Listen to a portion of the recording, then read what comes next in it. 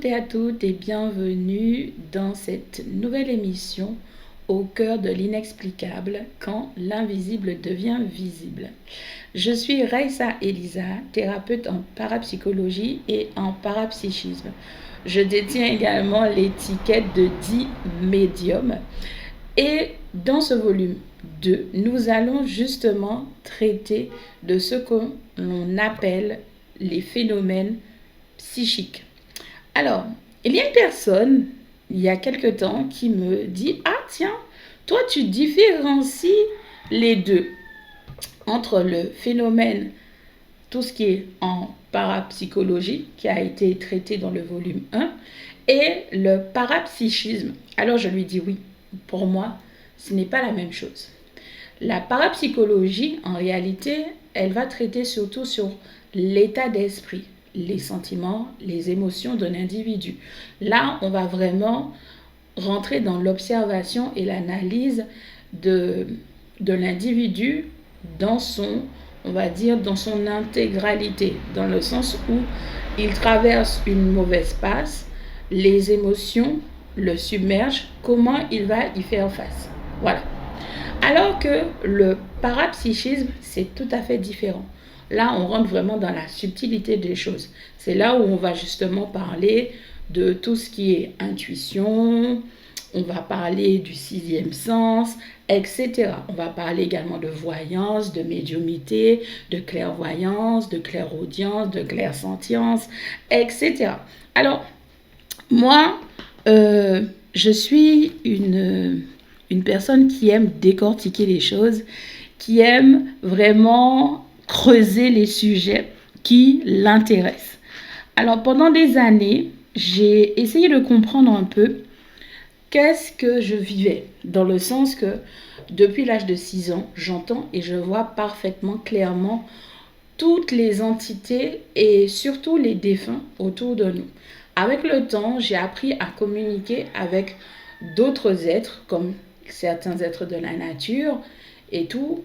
Je maîtrise certains éléments comme le feu et l'eau, puisque on peut bien les maîtriser. Tout ça rentre dans le parapsychisme. Ensuite, il y a le côté dit voyance. Alors, il y a beaucoup de choses à traiter dans ce domaine, donc nous allons prendre les choses au fur et à mesure.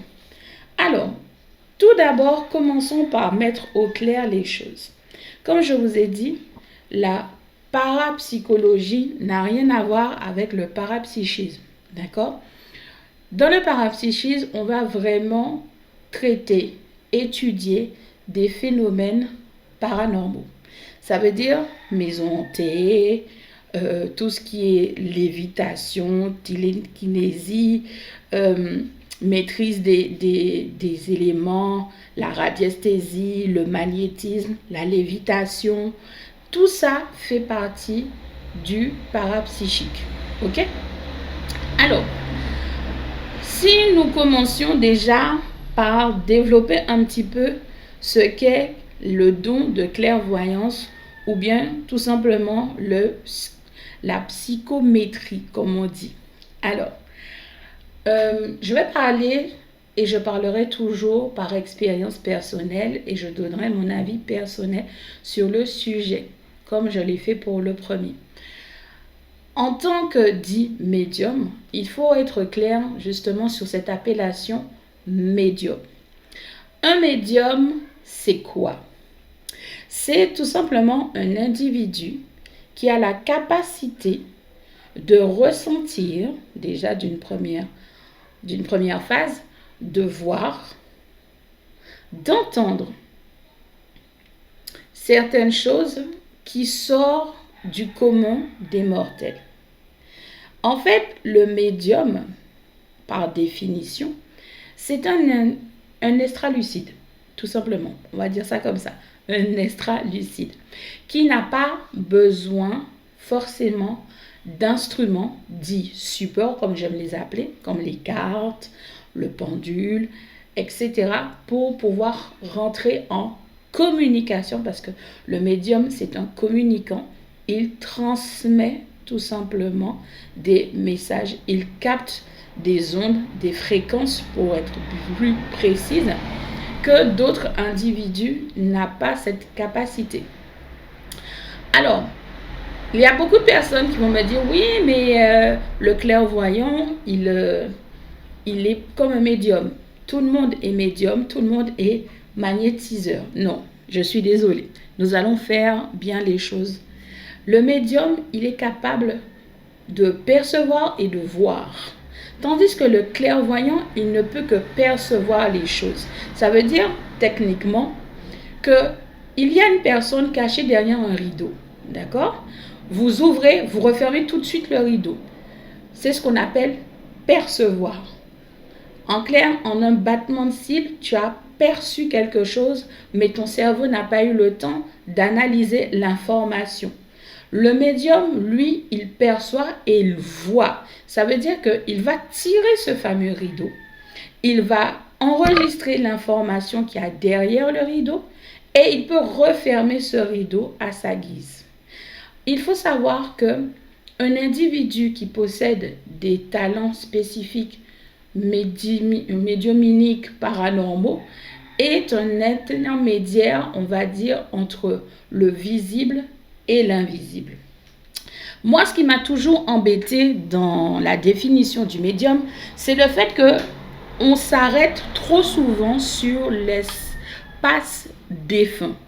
Dans le sens que, pour les gens, quand on parle de médium, c'est celui qui va servir de pont, d'intermédiaire entre les vivants et les morts.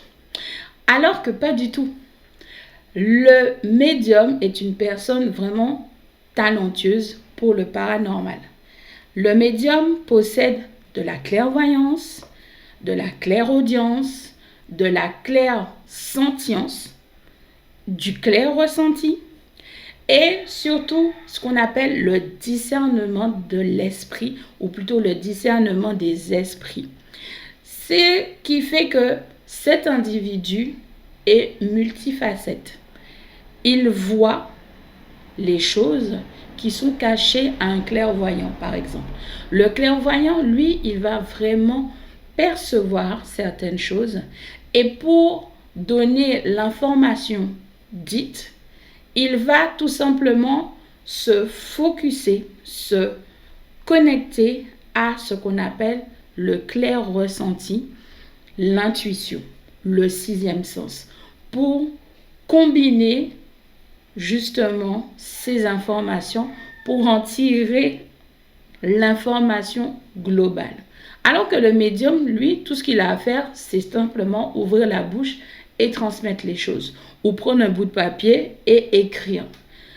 Dans la médiumnité, on a ce qu'on appelle l'écriture automatique et l'écriture intuitive. L'écriture automatique est vraiment, par contre, complètement basée sur le fait que l'on cède une partie de nous à l'entité pour qu'il puisse communiquer, écrire, tout simplement.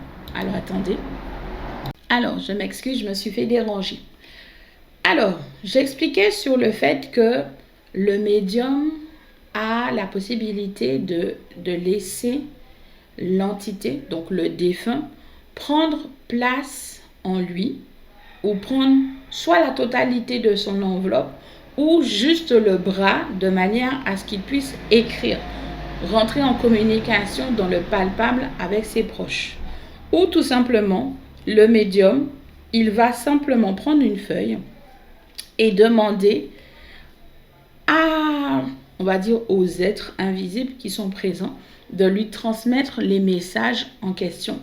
Alors, on va un peu parler justement de ce domaine-là. Puisque lorsqu'on est dit médium, on travaille spécifiquement sur ce qu'on appelle le 5e et le 6e plan. Moi, je vais vous donner les termes que j'utilise, qu'ils utilisent eux-mêmes. Nous parlerons ici en réalité de dimension. De la dimension où justement votre conscience est beaucoup plus élevée en vibration. Donc, vous captez des essences supérieures qui vont vous transmettre des informations pour l'humanité, bien souvent. Donc, les formulations, les tournures de phrases, leur manière de parler et la vibration qu'ils dégagent, l'énergie qu'ils dégagent est très différente. D'ailleurs, elle est vraiment reconnaissable lorsqu'on s'habitue justement aux communications intuitives d'ailleurs et tout. Et lorsque ce sont des défunts, où on rentre dans une vibration plutôt vraiment basse dans ce qu'on appelle la 4D, donc la quatrième dimension, où il y a vraiment cet espace où on retrouve tout type d'esprit, d'entité, etc. Ben, là aussi, on sait faire la différence.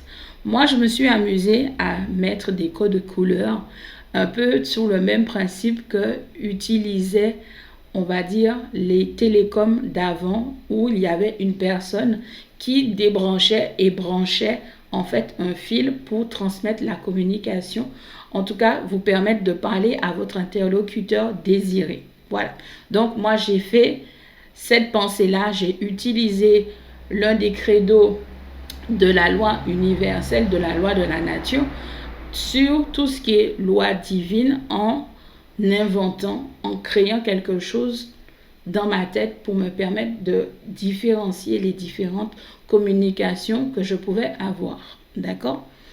Ensuite, il faut savoir que quand on arrive sur le 6e plan, on arrive sur une fréquence encore plus haute. Et là, on va dire que l'intensité énergétique et vibratoire qui s'en découle touche énormément ce qu'on appelle tout ce qui est diversité des langues, interprétation des langues. Mais il faut comprendre que votre parole, c'est de la connaissance. C'est là où vous allez vraiment puiser de la connaissance. Et que cette connaissance, vous allez la retranscrire de plusieurs manières.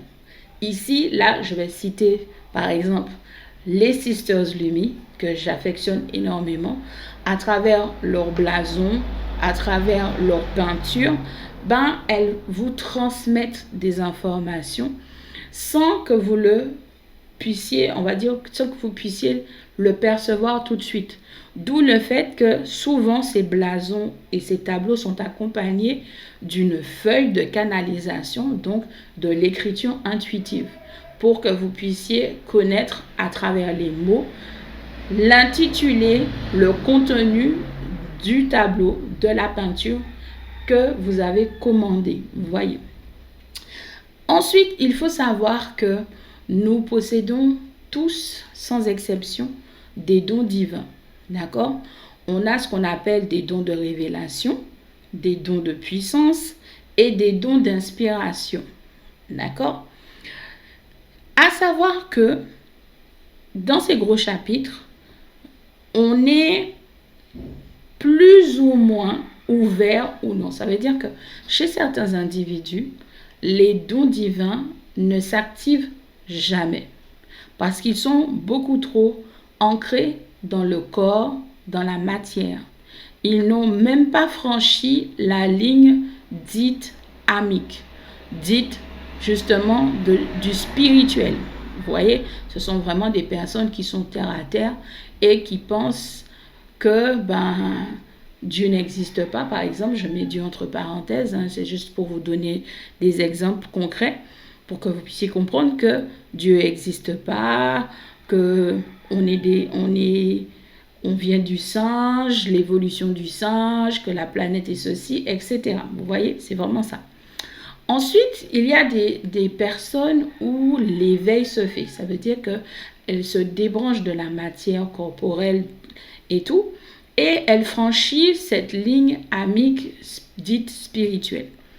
Souvent, très très souvent, c'est dû à un gros fracas dans la matière au niveau de tout ce qui est burn-out, dépression, gros stress, etc. Et bien évidemment, je pense que beaucoup d'entre vous connaissent toute cette expression de la nuit noire de l'âme, le Kundalini, etc. Ça encore, ce sont des sujets que je vais traiter au fur et à mesure dans cette nouvelle émission. Ensuite, à savoir que le médium, il a accès à beaucoup de choses.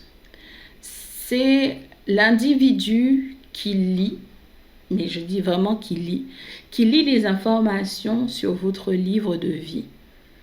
Il ne rajoute rien, il n'invente rien. Il ne fait que vous informer de ce qu'il voit, de ce qu'il entend, de ce qu'il ressent. Parce que souvent, il y a énormément d'informations, mais sous format image. Et souvent, c'est des charades, c'est des énigmes qu'il faut vraiment résoudre afin d'obtenir l'information dite. J'ai un ami, une connaissance, que vous connaissez également, qui a une chaîne YouTube qui permet à de nombreux thérapeutes et autres d'échanger, de parler sur leur chaîne et tout ça, qui est toute nouvelle, qui est récente. Et en fait, cet ami, depuis janvier, j'essaye en fait de lui enregistrer tout simplement son taroscope. Et c'est la 4e fois, nous sommes déjà en mai, qu'à chaque fois que j'enregistre, que je finis d'enregistrer, mon écran de PC devient noir ou bien se bloque carrément. Ce qui fait que je ne peux rien faire. Même ma souris ne bouge pas. Donc, je suis à chaque fois dans l'obligation d'appuyer sur le bouton d'alimentation pour qu'il puisse s'éteindre et de le rallumer. Bien évidemment, à chaque fois, je perds les enregistrements. Et j'en ai eu assez, tout simplement, et je leur ai dit, écoutez, j'ai déjà réajusté ce que je dis. J'ai déjà fait tout ce que je pouvais. Je ne comprends pas pourquoi vous m'empêchez de lui transmettre les messages. Et en fait, lorsque j'ai posé cette question, il m'a tout simplement été répondu que, en fait, ils ne veulent pas que je lui transmette les informations de cette manière. Ils veulent que je prenne contact avec lui et qu'on puisse échanger de vive voix. Je dois vous avouer que je vous le raconte comme ça, mais je n'ai toujours pas eu le courage de lui envoyer un petit message pour lui dire il faut qu'on se parle de vive voix. Parce que je me suis rendu compte dans ce qui est dit, en tout cas ce qui a été révélé, effectivement, il aura peut-être vraiment beaucoup de mal à croire certaines choses, puisque il y en a qui sont assez, on va dire, qui va paraître loufoque. Mais il y a d'autres informations qui vont le toucher en plein cœur et tout. Et en fait, je pense que c'est par rapport à ça qu'ils veulent qu'on puisse échanger, dans le sens que lorsqu'il va me poser une question par rapport à ce que je vais dire, je puisse lui répondre automatiquement sans qu'il attende en fait, etc. Voilà. Donc c'est quelque chose que je dois vraiment faire à l'heure actuelle. Ensuite, il faut savoir que dans tout ce qui est parapsychique, on a vraiment cette opportunité de se découvrir, d'être nous-mêmes et de savoir que on a des possibilités infinies par rapport à nos dons, par rapport à nos talents, nos facultés, notre potentiel en clair. Moi, je vois par exemple avec le temps, et je continue encore à apprendre des choses, à développer encore certaines capacités que je possède déjà, par rapport à tout ce qui est discernement des esprits. Il y a des personnes qui vont être avec une affinité plus, on va dire, plus naturelle. Ça veut dire qu'ils vont vraiment se tourner vers les élémentaux, les éléments de la nature. Dans le sens qu'ils vont être liés aux farfadets, aux fées, licornes, ils vont être liés aux gnomes, etc. Alors que d'autres, ils ne pourront jamais avoir de communication avec ce type d'esprit, d'entité. Vous voyez. Ensuite, il y en a qui vont pouvoir ressentir des choses sans pouvoir pour autant les interpréter. Parce qu'ils n'ont pas suffisamment développé leur capacité de canalisation et surtout leur discernement. Le discernement est un don très particulier, très spécifique. En clair, on va dire que c'est comme un décodeur.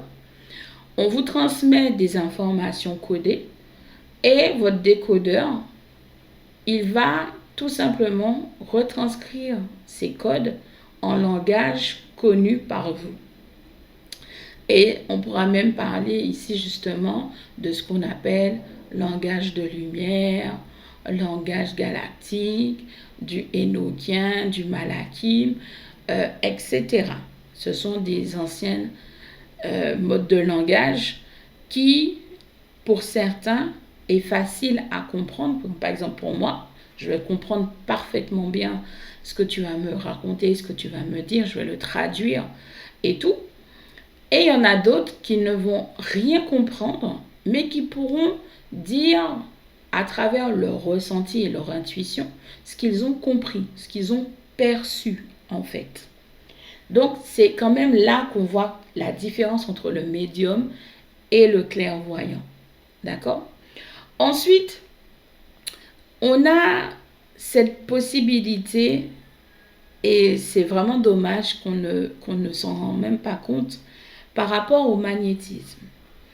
Le magnétisme, c'est quand même la base de beaucoup de choses. La base de ce que nous sommes en réalité. Et je dirais que les nouveaux outils, en tout cas ceux qui paraissent être de nouveaux outils, existent depuis la nuit des temps. C'est simplement qu'à chaque fois, on le dénombre de manière différente. Et on l'exécute plus ou moins de manière différente. Mais ça revient toujours au même, à la même racine, etc. Une fois qu'on t'a expliqué les choses, etc. Voilà. Donc, le parapsychisme, c'est vraiment cette diversité de nous permettre de acquérir notre pouvoir, notre potentiel, mais c'est aussi une manière pour nous également de pouvoir justement se rendre compte qu'on est bien plus que de la matière, on est aussi multivers, on est multi-espace et on peut se déplacer aussi vite, voire même plus vite que la lumière et même le son. C'est ça qui est extraordinaire au final, lorsqu'on prend conscience de ça, de ce potentiel qui sommeille en nous. Alors, j'aime souvent citer cet aspect justement où dans les écrits saints, on vous explique justement que on a été créé à l'image de la création. On a été créé, façonné de manière à ce que nous-mêmes nous puissions créer et façonner des choses à notre image. Alors, qu'est-ce que nous devons comprendre dans le fait que dans tous les textes sacrés, dans tous les dogmes confondus, on nous explique bien qu'il nous a créés à son image et qu'il nous a permis justement d'avoir les mêmes pouvoirs que lui. Et il explique qu'il nous a donné cette domination sur ses propres créations et que nous-mêmes, nous aurons la domination sur ce que nous créons nous-mêmes. On a un pouvoir, on a un potentiel qui dépasse l'entendement humain.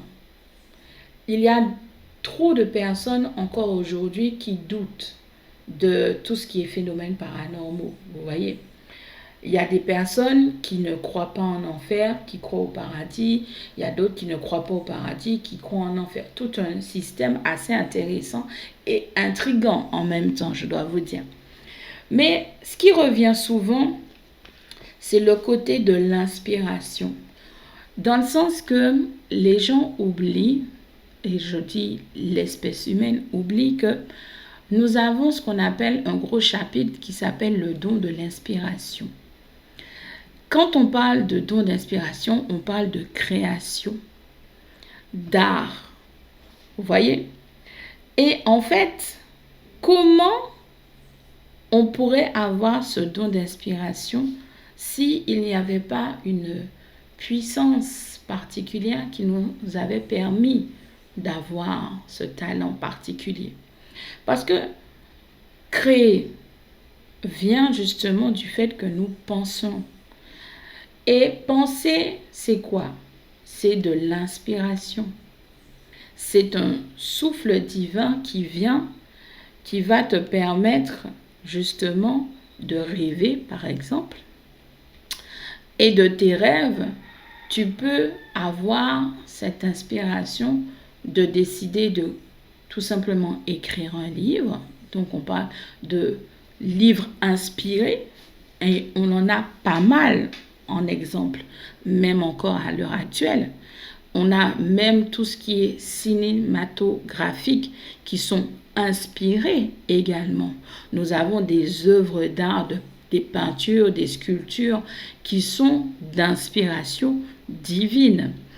Mais ce qui est le plus merveilleux en fait dans tout ce qui est don d'inspiration, c'est ce qu'on appelle la prophétie.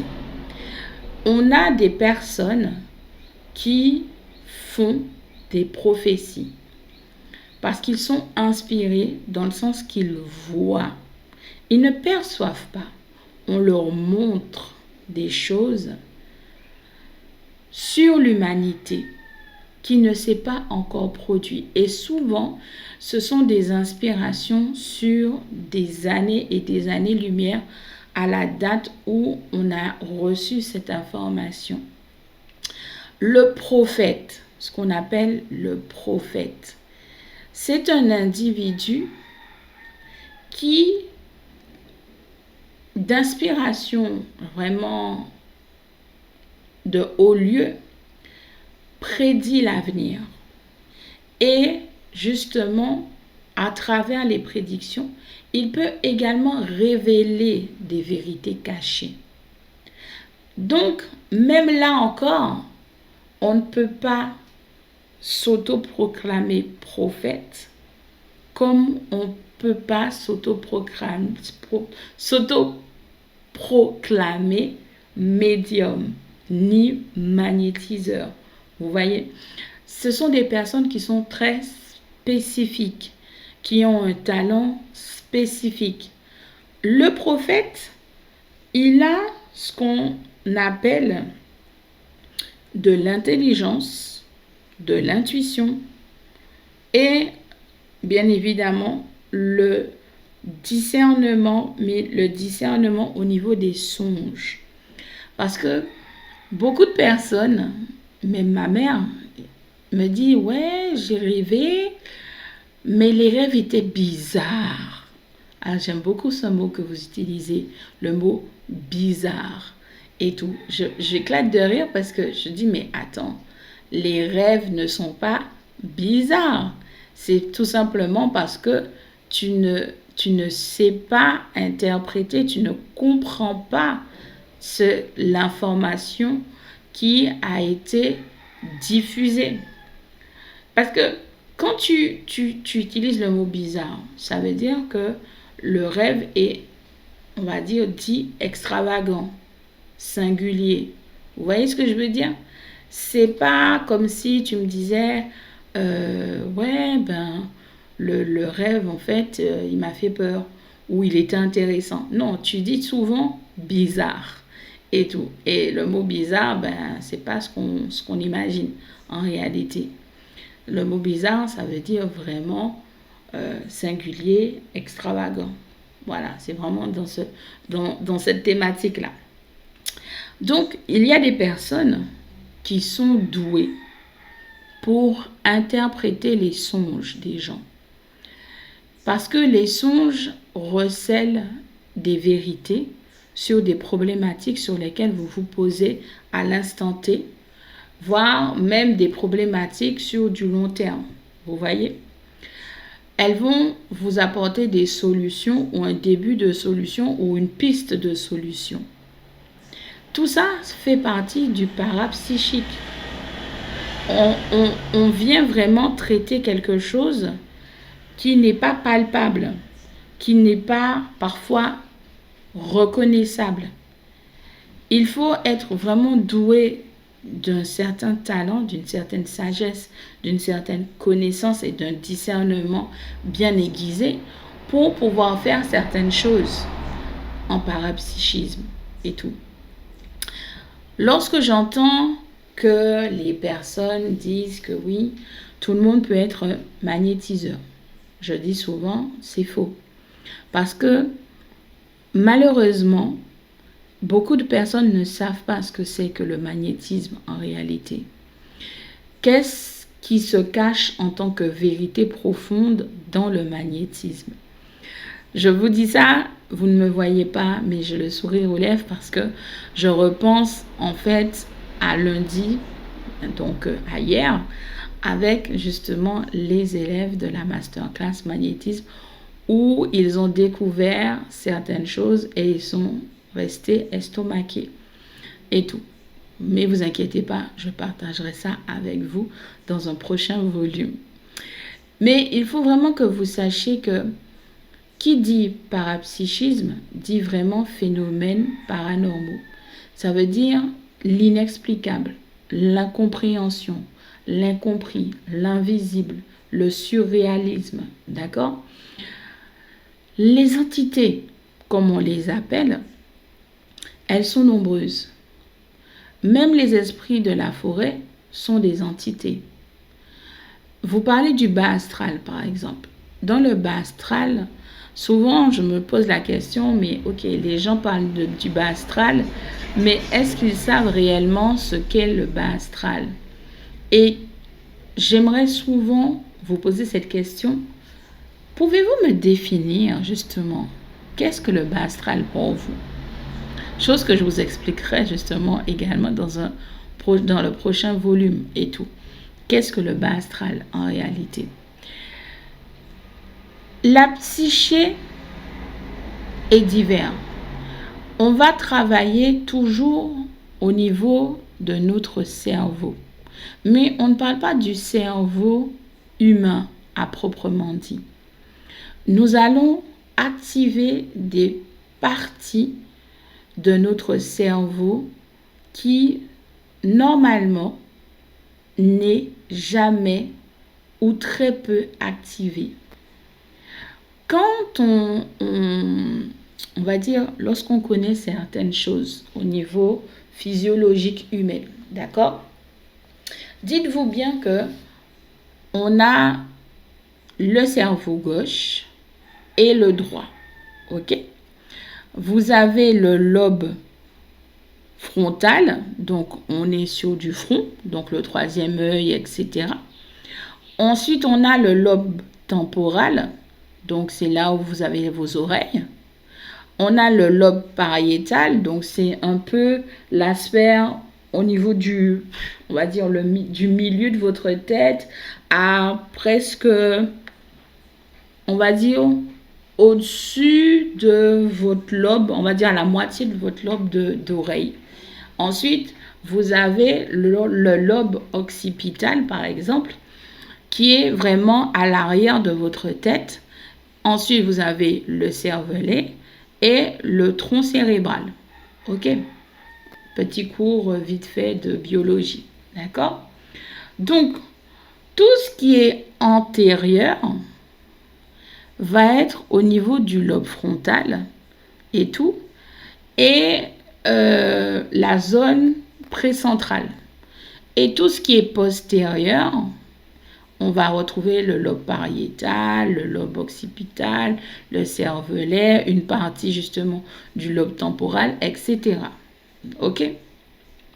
Lorsqu'on vient à parler du parapsychisme, il faut comprendre que le lobe pariétal et occipital, donc les deux parties de derrière, vont être énormément stimulées. Parce qu'il faut que vous compreniez que le cervelet et le lobe occipital sont des parties très importantes dans votre développement au niveau de la spiritualité. Votre mémoire s'y cache. Lorsque vous parlez d'annales akashiques, c'est dans cette zone-là que vous allez farfouiller en réalité. L'ADN qui s'y trouve va remonter sur des millénaires, selon bien évidemment vos nombres d'incarnations. Vous voyez?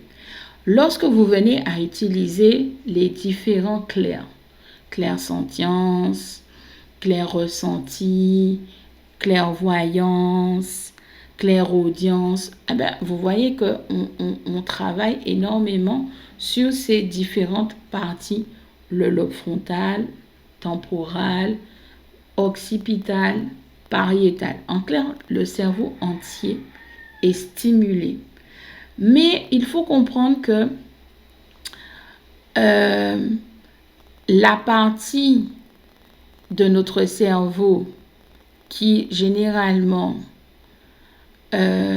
qui va gérer notre mémoire, donc l'hippocampe, qui justement est vraiment très important. Donc il faut faire très attention à notre tête, mine de rien, et tout.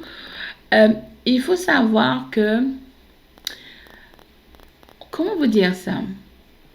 Votre sensibilité, voilà.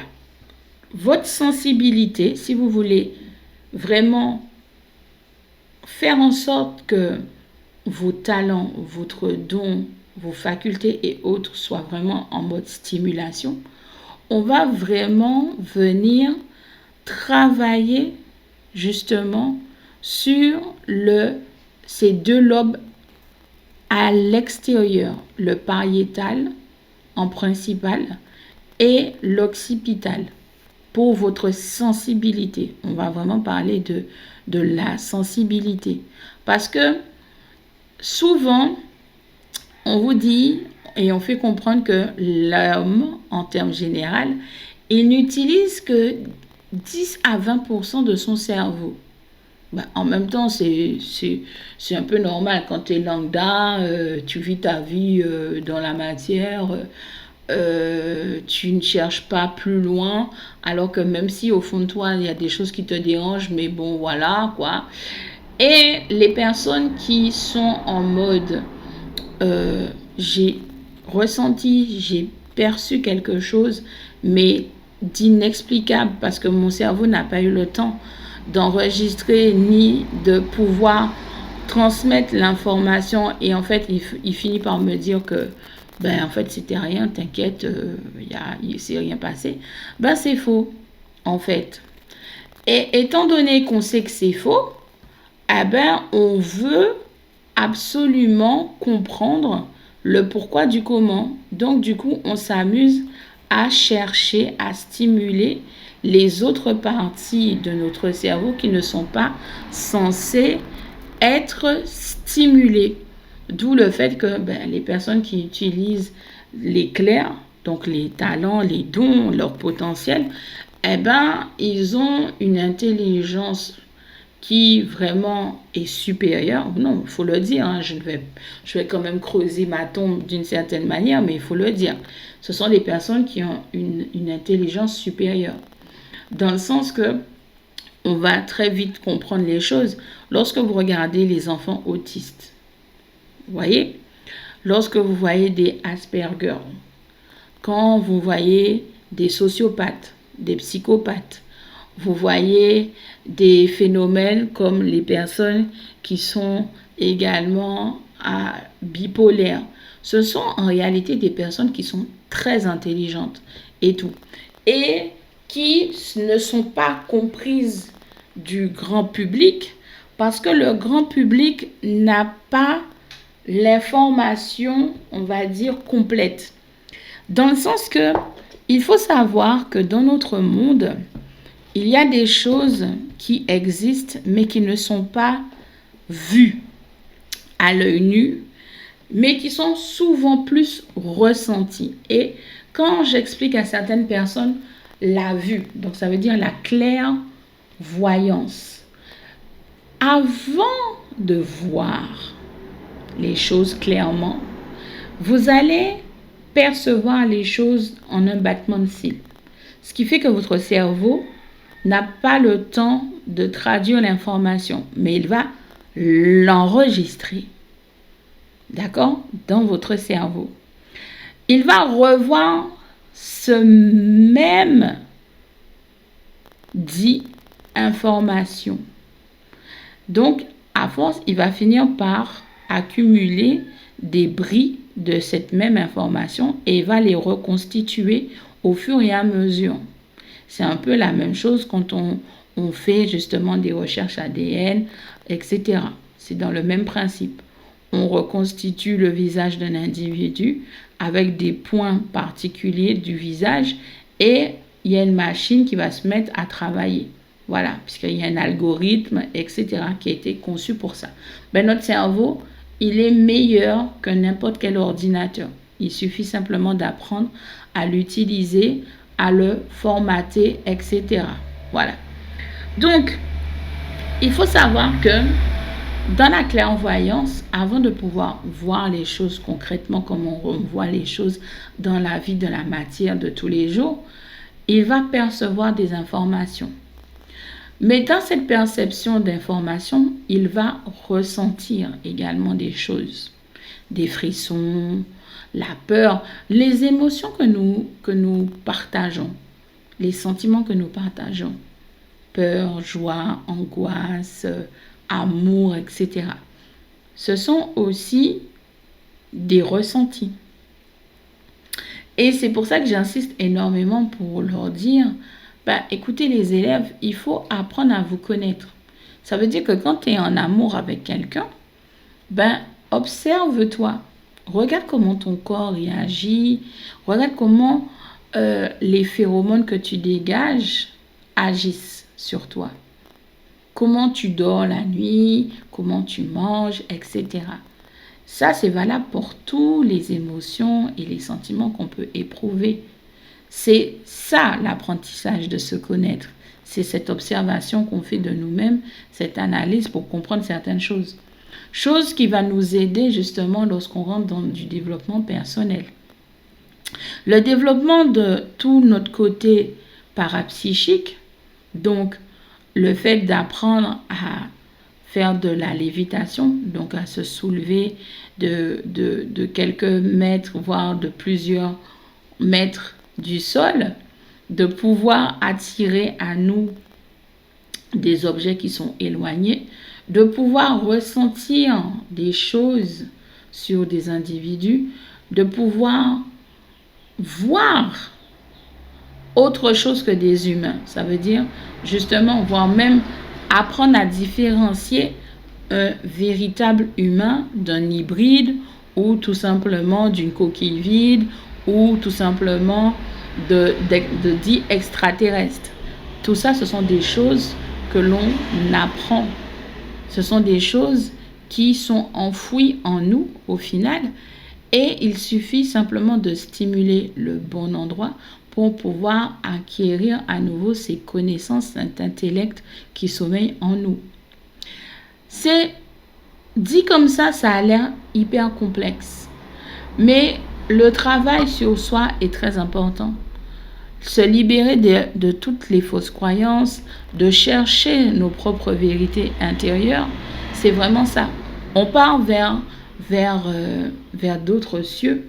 On est dans un voyage intérieur profond. Et si on est suffisamment honnête avec soi-même, vous verrez que le développement de vos dons, de votre potentiel se fait rapidement. C'est pas sans mal, comme je dis. Vous allez avoir peur, vous allez pleurer, etc. Mais au final, vous allez être hyper heureux parce que vous serez vous-même et vous allez en apprendre des choses que d'autres ne savent pas. Même moi, il y a encore certaines choses que je ne maîtrise absolument pas ou que je maîtrise très peu. il faut aussi comprendre que moi, je ne développe pas tout. Je me focalise sur des choses qui me plaisent vraiment, qui me correspondent au niveau de mon existence actuelle. Et c'est cela que je voudrais vraiment développer, maîtriser, affûter au maximum et tout. Moi, ce que j'aime dans mon métier, en tant que médium ou même en tant que thérapeute, accompagnante, etc., c'est de constater que les gens ont toujours cette image de toi, du sauveur, de celui qui doit apporter la dernière chance, la dernière solution. Mais les gens ne veulent pas faire d'efforts et ne cherchent pas à comprendre tes réactions, tes silences en fait. Il y a des choses que je ne fais pas, que je ne dis pas pour de bonnes raisons. Parce que tu dois découvrir les choses par toi-même. Parce que moi, je prône vraiment l'autonomie. C'est pour ça que je ne vois pas d'inconvénient à partager mon savoir, mon savoir-faire, mes connaissances avec les autres. Parce que le but, c'est d'être autonome. Nous vivons tous en communauté, nous vivons soudés dans une union particulière de co-création. Mais pour que les choses fonctionnent bien, il faut que moi aussi, dans cet esprit de co-création, je partage mon savoir afin d'aider l'autre à se découvrir, à se développer pour que lui-même, de son côté, lorsqu'il a acquis suffisamment de confiance en lui, de foi, eh bien que lui aussi, il comprenne qu'il a de la valeur à ses yeux et que cette valeur, eh ben, il peut la transmettre à d'autres individus qui eux-mêmes vont faire la même chose au fil du temps. C'est vraiment ça la co-création. Mais tout part de nous-mêmes. La découverte de nous-mêmes, l'acceptation de nous-mêmes. Beaucoup de personnes veulent voir, veulent entendre. Moi, ça me fait sourire parce que voir, croyez-moi, ce n'est pas chose évidente. Dans le sens que c'est facile de dire je veux voir, mais du moment où tu commences à voir, tu paniques. Et tu dis non, non, je veux plus revoir. Sauf qu'il faut comprendre qu'une fois que tu as poussé la porte, elle ne se referme jamais. Tu peux tirer des rideaux, monter un mur. Pendant un temps, ça va tenir. Mais au bout du compte, tout ce que tu as fait pour bloquer cet espace va finir par exploser et remonter en surface. D'où le fait que je dise aux gens, il est préférable de prendre son mal en patience, de prendre le temps de surmonter ses peurs, ses angoisses face à la découverte et au développement de leurs facultés, que de l'occulter et qu'au final, ils perdent complètement pied et ils perdent carrément la boule parce que quand ça explose, ça explose. Et on a cette perte de contrôle à cause de l'émotionnel. Voilà. Donc, je dis, il est préférable de le faire en compte-gouttes que de voir tout simplement un torrent se déverser sur soi et qu'on ne peut pas justement barrer la route d'un torrent. Voilà. C'est pas la même chose que quand c'est un ruisseau ou une petite rivière plutôt calme. Voilà. Donc, la clairvoyance, c'est l'une des choses, je dirais, que au niveau du parapsychisme que l'individu a. Puisque dans la clairvoyance, on a ce qu'on appelle l'intuition. L'intuition, d'ailleurs, c'est l'un des talents que l'on a tous, sans exception, et qui lance justement cette aventure dans le monde subtil, puisqu'on est sur du psychique, on est sur du spirituel. Ensuite, il va savoir que la clairaudience, elle se décline de manière assez, on va dire, spectaculaire pour certains. Il y en a, ils ont un début d'acouphène. Donc, ils s'attendent toujours à entendre des sons, à vouloir entendre des sons. Mais il faut que vous compreniez que dans le psychisme, le son peut aussi se traduire par des visions, des flashs. Voilà. D'où le fait que je dise souvent, affûtez bien votre intuition et vos ressentis, donc le clair ressenti, pour que vous puissiez justement apprendre à entendre correctement. Voilà. C'est étrange de dire ça, mais c'est vraiment rentrer dans un état de conscience profond, comme de la transe en fait, se libérer de tout ce qui est poids lourd en extérieur et être le plus léger possible pour laisser justement ce côté spirituel s'envoler et nous permettre justement de acquérir et de nous positionner afin de mieux maîtriser tout ce qui est parapsychique. Donc voilà, en gros, c'est ce que je voulais partager avec vous autour du parapsychisme.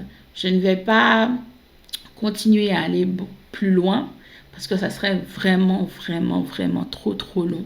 S'il faut détailler tous les talents, les facultés que nous possédons et tout, et comment les développer, ça serait vraiment trop long. Mais c'est une chose sur laquelle je travaille en ce moment et je pense que d'ici 1 an, je pourrai enfin en parler. Voilà. Ben sur ce, je vous dis pareillement, profitez-en pour mettre vos commentaires en bas de la vidéo qui va être diffusée sur ma chaîne YouTube, La Nébuleuse d'Irene. Bien évidemment, je répondrai à vos questions. Et je vous dis à la prochaine pour le volume 3. Et nous allons parler de tout ce qui est bas astral. Voilà, de vibrations basses. Ciao, ciao!